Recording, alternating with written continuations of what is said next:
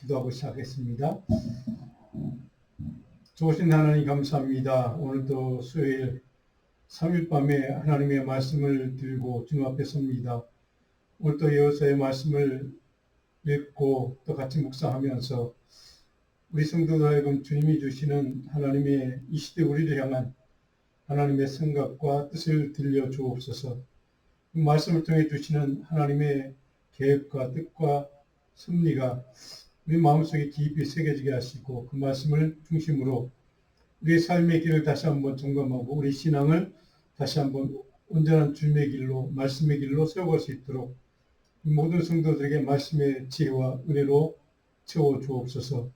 오늘 또 여호수아의 하나님의 삶과 그의 마지막 고별 설교를 통해 오늘 이 시대에 우리에게 꼭 간직해야 될 우리가 기억해야 될 그 말씀 영적인 권면과 교훈을 깨닫고 그 말씀대로 살아가기에 부족함이 없도록 우리 모든 성도들에게 큰 하나님의 거기에 능력을 부어주시옵소서.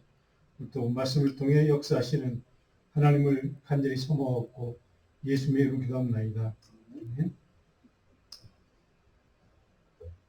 우리가 오늘 10번째 여호수아 강해를 이제 마지막 마치려고 합니다. 지난주에 제가 공부했던 말씀의 여절을 제가 드렸는데요. 같이 한번 여절 말씀 읽고 오늘 본문 22장으로 들어갑니다.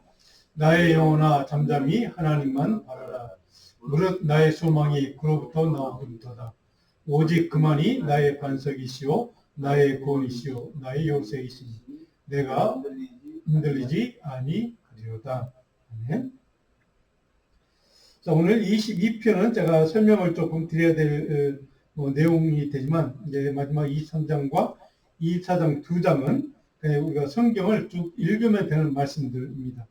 그래서 오늘 제가 성경 말씀 옆에 성경을 펴시고 성경을 좀 같이 많이 읽을 텐데요. 오늘 22장 먼저 제가 중요한 내용만 설명을 먼저 드리도록 하겠습니다. 요단 동편을 차지했던 이제 지파들이 자기 땅으로 돌아가는 이야기가 22장 1절로 9절까지 기록되어 있습니다. 지난 시간에 우리가 가나안 땅, 하나님이 약속했던 젖과 꿀이 흐르는 땅, 하나님 이스라엘 백성들에게 주겠다고 약속하셨던 그 땅을 다 이제 전쟁을 통해 차지했던 것을 우리가 살펴보았습니다. 전쟁이 다 끝나고, 그러니까 정복 전쟁이 끝난 것이죠. 하나님 약속의 말씀이 이제 질적인 약속의 말씀이 다 성취가 된 이야기입니다. 그 약속이 성취가 된 다음에 지난번에 살펴본 것처럼 요단 동편 지파가 있었고 요단 서편 가나안 땅 그 지역입니다. 하나님이 주셨던 지파들은 어떤 지파들이었습니까? 루벤과 갓 지파와 므낫세 반 지파 이렇게 해서 요단 동편의 땅을 분배를 해 주었던 것을 우리가 보게 됩니다. 그런데 그들이 이제 전쟁이 다 끝나고 그들이 이제 돌려보내는 장면이 4절에 보니까 너희는 너희에게 준 소유지로 가서 이렇게 여호수아가 그들을 너희 땅으로 돌아가라 이렇게 말씀을 하고 있습니다. 자, 여기서 우리가 좀 생각해 봐야 될 우리 신앙의 영적인 중요한 교훈 한 가지가 있습니다. 그들이 가나안 땅 하나님의 약속의 땅을 정복하는 그 자기 동족들을 위해서 서편 땅을 차지하는 그 동족들을 위해서 돕기 위해서 자기 땅을 두고 이렇게 돌아왔던 이 세 지파들이 이제 사명을 다 마쳤습니다. 그래서 책임을 다 마치고 이제 어떻게 해야 될 것인가 이것이 그들에게 남겨진 숙제였습니다. 오늘 여호수아는 그들에게 너에게 준 소유지로 돌아가 이렇게 얘기를 합니다. 자, 사명을 다 마친 다음에 우리 크리스찬들에게 있어서 우리가 특별한 사명을 갖고 그 사명을 위해서 헌신하고 그 사명을 위해 최선을 다하고 그 사명이 끝났다면 우리는 그 다음에 어떻게 살아갈 것인가? 우리가 어떤 선택을 하고 살아갈 것인가? 오늘 여호수아를 통해서 우리에게 주시는 말씀은 하나님의 허락하신 일상의 자기 삶의 자리, 자기 믿음의 자리로 돌아가는 것이 우리의 사명이라고, 우리의 사명이 끝난다면 우리 할 일이라고 이렇게 가르쳐주고 있습니다. 어떤 일상의 삶과 신앙의 자리로 돌아가는 것인가? 5절이, 오늘 22장 5절이 그 내용을 우리에게 가르쳐줍니다. 22장 5절 같이 한번 읽어볼까요? 오직 여호와의 종 모세가 너에게 명령한 명령과 율법을 반드시 행하여 너희의 하나님 여호와를 사랑하고 그의 모든 길로 행하며 그의 계명을 지켜 그에게 친근히 하고 너희의 마음을 다하며 성품을 다하여 그를 섬길지니라. 자, 일상의 삶을 돌아가였는데, 일상의 신앙의 자리로 돌아가였는데, 바로 그 자리가 어떤 것인가를 5절은 여호사를 통해 우리에게 말씀을 이렇게 가르치고 계십니다. 이 말씀을 5절을 요약해보면 이런 내용들입니다. 말씀, 계명에 온전히 순종하는 믿음의 자리로 돌아가라는 겁니다. 하나님만 사랑하고 하나님의 말씀의 그 길, 말씀을 순종하는 그 길로 돌아가라는 겁니다. 세 번째로는 하나님께 늘 가까이 갈 수 있는 그 믿음의 자리로 돌아가라는 것입니다. 네 번째로는 마음을 다해 주님을 섬기는 자리, 일상의 삶의 자리, 특별한 어떤 우리에게 주신 미션을 감당하는 그 자리만 주님을 섬기는 자리가 아니라 보통 우리 주어진 삶의 일상 속에서 우리가 주님을 섬기는 삶을 사는 것이 중요하다는 것을 이렇게 말씀을 하고 있습니다. 그래서 우리가 믿음의 사람들에게 우리 모든 크리스천들에게 주시는 중요한 메시지이기도 합니다. 자, 그러면 두 번째 22장 10절로 34절까지는 어떤 내용이 있는가? 요단 동편 지파들이 이제 돌아가다가 자기 땅을 향해서 이제 돌아가는 그 과정 가운데 있는 사건 가운데 에피소드가 있습니다. 요단강가에 도착해 요단강을 건너가야 됐죠. 요단강가에 이제 도착을 해서 거기에 증거 제단을 쌓습니다. 이 두 지파, 그러니까 세 지파죠. 문하세 반지파까지 이 사람들이 요단강에서 거기다가 이제 제단을 쌓고 이제 그것을 아마 이제 아마 거기서 뭐 경배를 했는지 예배를 했던 것 같습니다. 자, 그런데 이것이 이제 문제가 됩니다. 서쪽, 요단 서쪽을 차지하고 있는 이 지파들 입장에서는 바로 그들이 지금 중심으로 모이고 있는 그들의 성전의 성막이죠. 성막 중심에 하나님을 예배하는 그가 중심지입니다. 영적인 중심지고 그들의 삶의 중심지입니다. 그런데 이 세 지파가 돌아가다가 요단강 그 주변에서 자기들의 제단을 쌓습니다. 그러니까 이 사람들이 지금 하나님을 중심으로 성막을 중심으로 하는 신앙의 공동체를 무너뜨리는 그들 입장에서는 자기들 중심의 어떤 신앙의 재단을 따로 쌓으려고 하는 이것이 어떤 분란의 어떤 갈등의 위기의 어떤 이유가 됩니다. 그래서 이제 일촉즉발의 동족 상잔의 비극을 초래할 수 있는 그런 위기 상황을 맞게 됩니다. 자, 그래서 이를 이제 중재하기 위한 여러 가지 다각도의 이제 노력들이 이제 진행이 되는데 19절 보면 22장 19절입니다. 여호와의 성막이 있는 여호와의 소유지로 건너와 우리 중에 소유지를 나눠 가실 것이니라. 오직 우리 하나님 여호와의 제단 외에 다른 제단을 쌓음으로 여호와를 거기까지 말라라고 이렇게 경고를 합니다. 요단강 서쪽을 차지했던 그 지파들 입장에서는 이렇게 그들에게 경고를 합니다. 이 우리가 중심으로 모이게 이 성막 외에 다른 제단을 쌓으면 그건 하나님을 거역하는 죄야. 이제 이렇게 반역의 죄라고 이렇게 경고를 하는 이야기입니다. 자, 그런데 그 서쪽 지파 그들이 정작 그 요단강가에다 제단을 쌓았던 이유, 목적은 무엇일까? 그것을 설명하는 게 24절부터 쭉 그 이유가 왜 그들이 그 특별한 제단을 따로 쌓았는지를 설명하고 있습니다. 24절을 보면 후일에 너희의 자손, 그러니까 요단 지파 서쪽 그 땅을 차지했던 지파들에 대한 얘기입니다. 너희 자손이 우리 자손에게 말해 이르기를 너희가 이스라엘 하나님 여호와와 무슨 상관이 있냐? 요단강을 중심으로 너희들은 우리와 상관없는 족속들이야.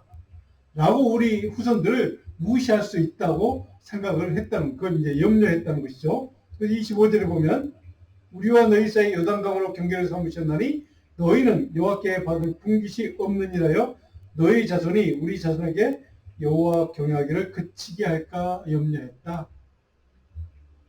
요단강을 중심으로 해서 동편 지파, 바로 이 세 지파에게 그 후손들에게 너희는 우리 예루살렘 바로 이 성막 중심의 예배 중심지로 오면 안 돼. 오지 마. 하나님을 예배하면 안 돼. 자격이 없어. 라고 우리 후손들을 무시할 수 있다는 것 때문에 그것 때문에 이 요단강에다가 이 제단을 쌓고 그 기념 우리도 요단 동쪽 지파 세 지파도 우리도 하나님의 약속의 자녀인 것을 증거하는 증언하는 증거의 표로 이렇게 제단을 쌓았다라고 이제 설명을 하고 있습니다. 뭐 여러 가지 이유들이 있겠지만 어쨌든 우리도 하나님의 축복의 자녀인 것을 모든 사람들이 다 알 수 있도록 상징적인 증거로 이 제단을 쌓았다라고 설명을 하고 있는 것을 보면 훗날 요단강 동편에 있는 족속들이 이 지파들이 아마 이 서쪽 지파들에게 민족적인 어떤 그 차별 당하지 않을까, 뭐 이런 염려, 영적인 종교적인 차별을 당하지 않을까 하는 염려가 있었던 것 같습니다. 그래서 아마 이런 제단을 쌓고 우리도 하나님의 약속의 자녀인 것을 사람들에게, 세상 사람들에게 증거하고 싶어하는 그런 아마 욕구가 있었던 것 같습니다. 그래서 28절에 이렇게 설명, 우리가 성막 중심의 하나님을 예배하는 것 중심에 대한 또 다른 대안으로 이 제단을 쌓은 것이 아니냐, 이런 목적으로 이 제단을 쌓은 것 뿐이야 라고 28절과 9절에 이렇게 설명합니다. 이는 오직 우리와 너희 사이에 증거만 되게 할 뿐이다. 우리도 하나님의 약속의 자녀야 라고 하는 것을 증언한 증거로 삼게 하기 위해서 어떻게 제단을 쌓았다. 29절에 그러나 우리가 여호와를 거역하고 오늘 여호와를 따르는 데에서 돌아서려는 것은 결단코 아니야 라고 설명을 해주고 이제 이 갈등이 이제 해소되기 시작합니다. 30절로 34절 마지막 부분 보면 평화적으로 그 갈등이, 위기가 해소되는 이야기가 또 기록되어 있습니다. 자, 이 3장과 24장 두 장은 이제 여호수아가 끝나는 마지막에 있는 두 장들인데, 여호수아가 죽기 전에 마지막 영적인 권면, 신앙 고백, 이스라엘 백성들에게 주는 최후 신앙 지침서, 이런 내용들을 쭉 기록하고 있습니다. 그러니까 자기가 출애굽 1세대로서 경험했던 하나님의 은혜와 도우심을 고백하고 간증하면서 후손들에게 잊지 말고 그 하나님의 도우심을, 하나님의 선하심을 기억하도록 경고하는 메시지, 권면하는 메시지이기도 합니다. 자, 이 3장으로 넘어가면 이 3장 3절에 보면 이렇게 기록하고 있습니다. 같이 한번 읽어볼까요? 이 3장 3절. 너희의 하나님 여호와께서 너희를 위하여 이 모든 나라에 행하신 일을 너희가 다 보았거니와 너희 하나님 여호와 그는 너희를 위하여 싸우신 이이시니라. 자, 우리가 너희들 꼭 기억해야 될 것, 너희들이 직접 목격한 바대로, 경험한 바대로 하나님, 그분은 우리를 도우신, 우리를 위해서 싸워주신 하나님이라는 것을 먼저 고백하고 간증합니다. 첫째, 하나님 중심주의 신앙을, 그 하나님 중심의 세계관을 다시 한번 강조하고 있는 말씀이기도 합니다. 그러면서 그들에게 이렇게 권면하죠. 6절에 그러므로 너희는 크게 힘써 모세의 율법책에 기록된 것을 다 지켜 행하라. 그것을 따라 오르나 저르나 치우치지 말라. 여기 치우치지 말라라는 말을 좀 기억했으면 좋겠습니다. 치우친다는 말은 한쪽으로 우리가 편향된다는 뜻인 것을 우리가 잘 알고 있습니다. 하나님 앞에서 우리 하나님 백성들은 하나님만 바라보고 하나님만 향해서 가는 겁니다. 좌로나 우리나 다른 곳을 바라보거나 다른 곳을 향해서 나아가지 말고 오직 하나님만 기준 삼고 그 하나님을 향해서만 나아가는 뜻입니다. 그래서 좌로 우리나 치우치지 말라고 말씀하신 이유는 오직 너의 삶의 기준, 너의 신앙의 기준은 오직 하나님의 말씀인 것을 결단코 잊지 말라는 권면 말씀이기도 합니다. 그러면서 7절에 또 한 가지 덧붙입니다. 경고하는 말씀입니다. 7절, 너희 중에 남아있는 이 민족들 중에 이방 족속들입니다. 가나안 원주민들. 그들에게 들어가지 말라. 그들의 신들의 이름을 부르지 말라. 그것들을 가리켜 맹세하지 말라. 또 그것을 섬겨서 그것들에게 절하지 말라. 자, 하나님 중심주의 신앙을 가르치면서 너희가 또 한 가지 기억해야 될 것, 지켜야 될 것, 하나님 백성을, 하나님 중심주의 신앙의 정체성을 결단코 잊지 말라는 겁니다. 하나님 중심의 신앙. 그래서 철저하게 우상 숭배와 단절할 것을 이렇게 권면하고 있습니다. 그러면서 8절에 한 가지 더 긍정적인 강조를 이렇게 합니다.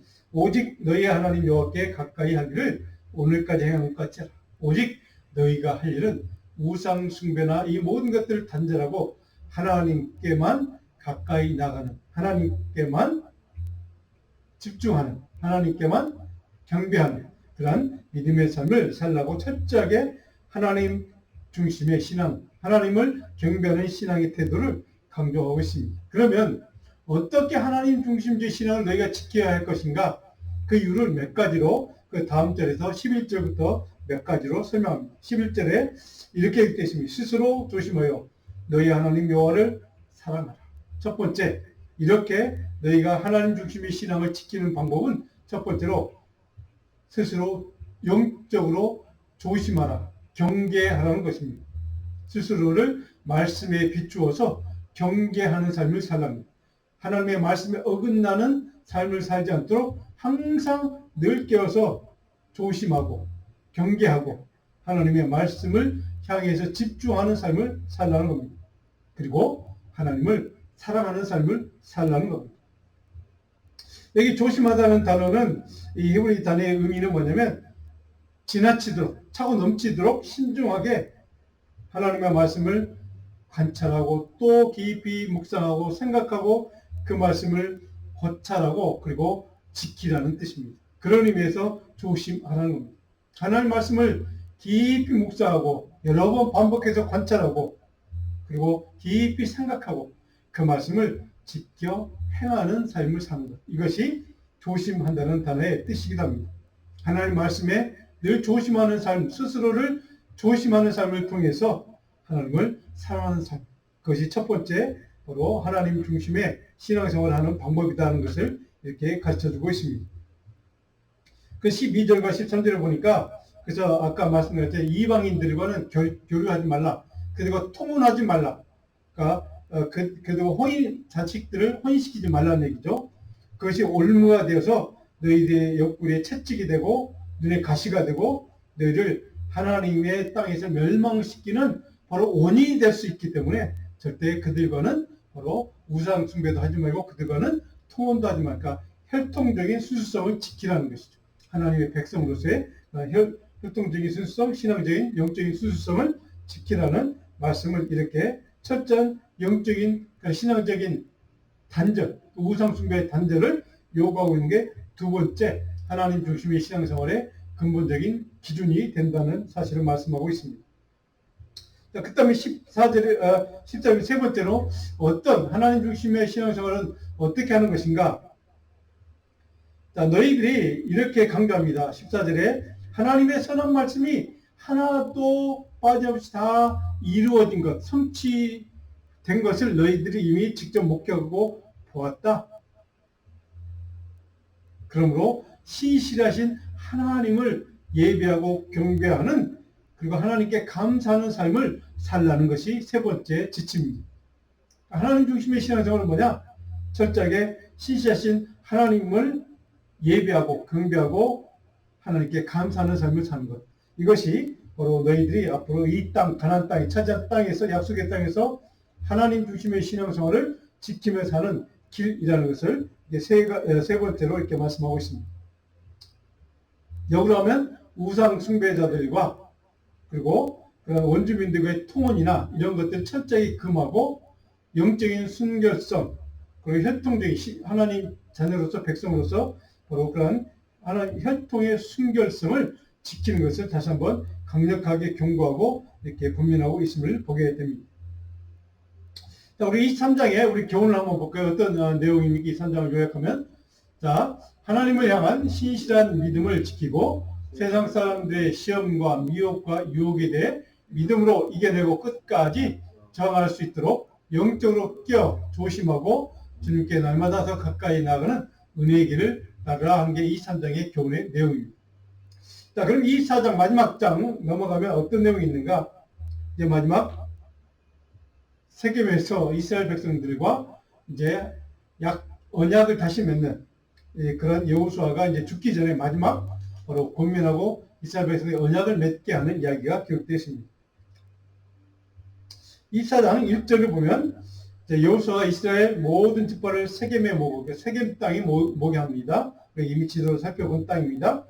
여호수아가 이제 마지막 그들에게 고별술기를 하는 그리고 이제 죽는 장면이 기록되어 있습니다. 2절에 24장 2절에 여호와께서 이같이 말씀하시되 옛적에 너희의 조상들 곧 아브라함의 아버지 나홀의 아버지 데라가 강 저쪽에서 거주하여 다른 신들을 섬겼으나 바로 아브라함의 아버지 그 조상들은 이방신을 섬겼다는 것이죠. 그러나 아브라함을 하나님 특별히 선택해서 불러서 약속의 땅으로 불러주시고 그를 하나님의 인도하심을 따라 여기까지 인도하셨던, 그래서 하나님만을 섬기게 했던 바로 그것을 이제 쭉 설명하고 있습니다. 하나님의 특별한 선택과 구원의 역사에 대해서 그들에게 설명해 주고 있는 이야기이기도 합니다. 자, 그쪽 설명한 다음에 14절로 가면, 24장 14절로 가면 이제 이렇게 그 역사적인 과정을 쭉 설명하면서 그러므로 이제 너희는 이렇게 14절의 말씀이 이어집니다. 그런 과거에 하나님 너희를 어떻게 선택하셨고 구원하셨고 인도하셨고 도우셨고 너희를 싸워주셨던 것을 쭉 설명한 다음에 14절, 그러므로 이제 너희는 하나님의 백성으로 어떻게 살아야 할 것인가. 14절에 이제는 여호와를 경외하며 온전함과 진실함으로 그를 섬기라.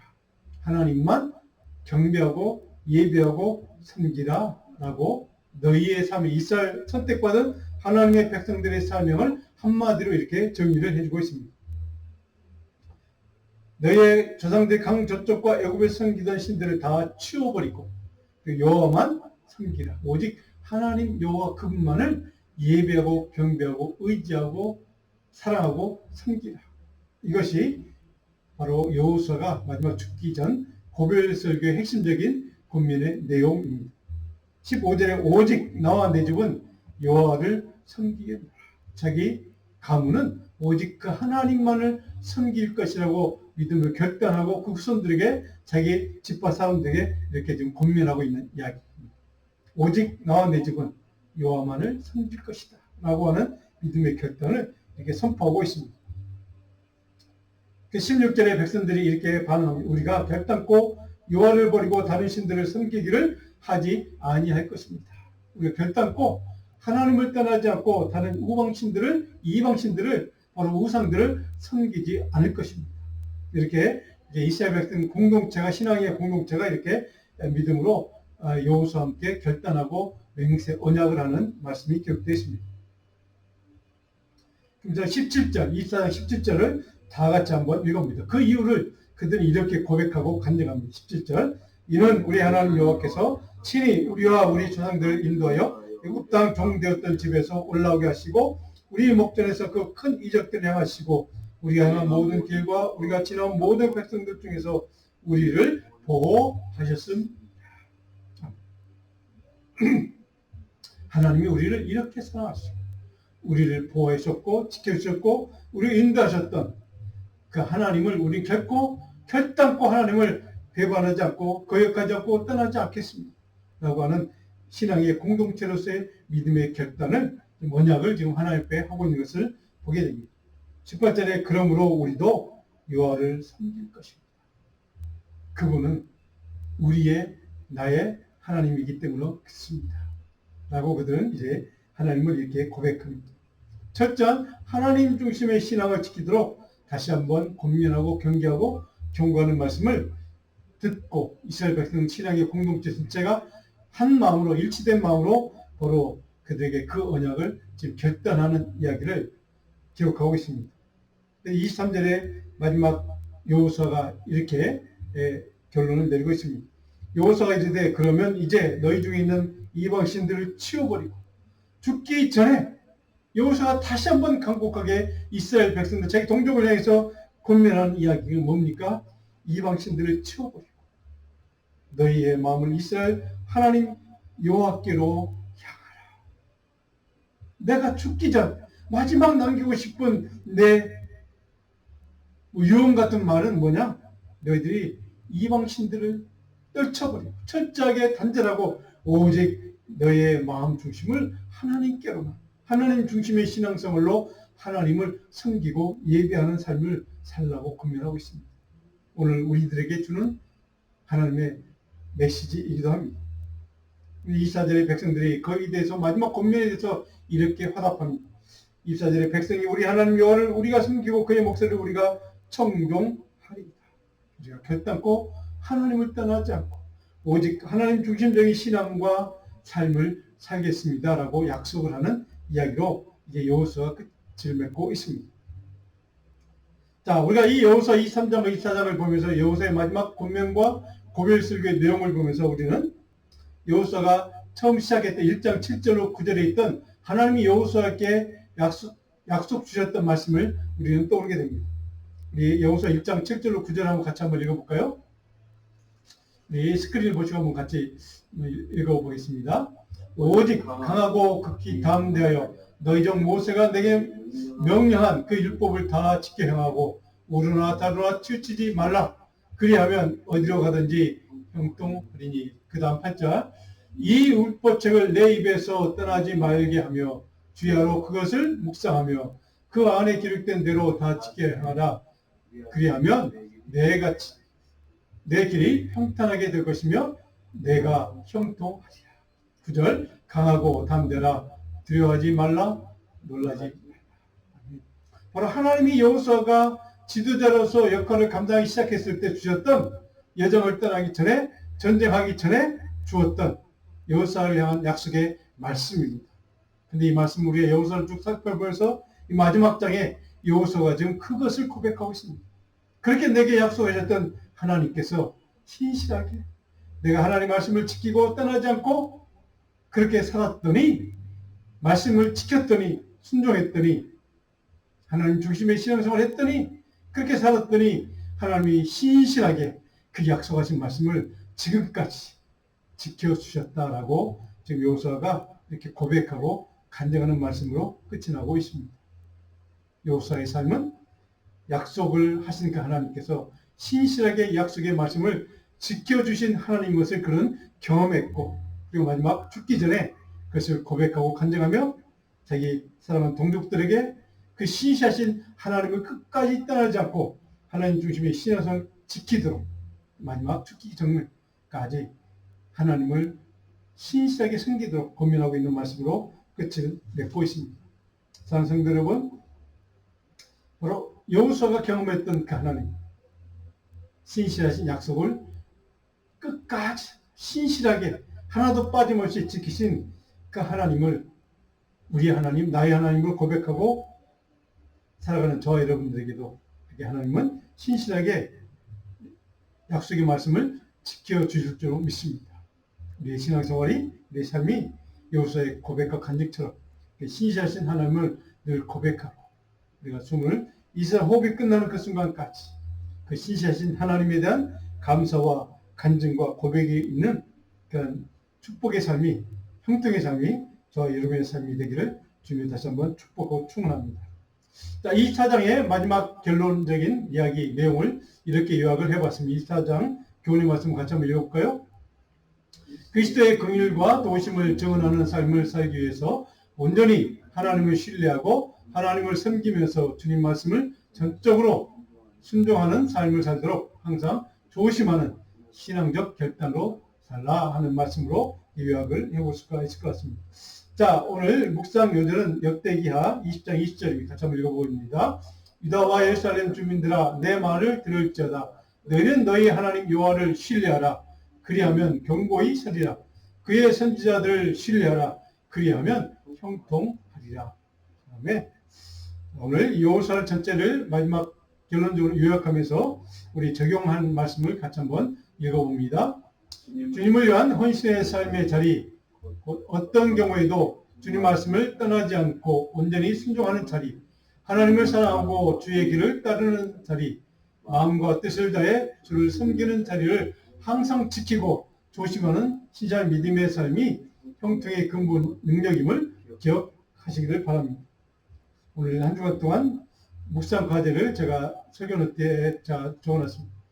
여러분들이 내 신앙의 자리는 오직 주님을 신뢰하고 의지하고, 그래서 말씀이 온전히 순종하는 그 말씀을 기억하는, 그 말씀대로 조심하고 경계하면서 그 신앙의 자리가 말씀의 자리, 말씀대로 살아가는 자리, 순종하는 자리인 것을 우리가 믿고 그 믿음대로 어떤 영적인 유혹도, 미혹도, 시험들도 능히 이겨낼 수 있는 그런 믿음의 삶을 나는 살고 있는지를 다시 한번 한 주간 동안 깊이 묵상할 수 있기를 주님으로 간절히 부탁을 드립니다.